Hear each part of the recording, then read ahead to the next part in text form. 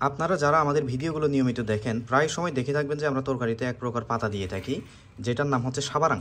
আপনারা অনেকে মনে করেন যে এটা আসলে তুলসী পাতার মতো।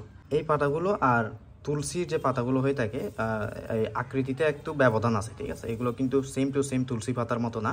তুলসী গাছ আসলে রান্নায় ব্যবহার হয় না।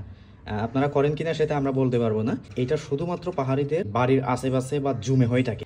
বিশেষ কিছু তরকারির সাথে মিক্স করে দিলে তরকারিতে এক্সট্রা মানে একটা ফ্লেভার নিয়ে আসে আর কি।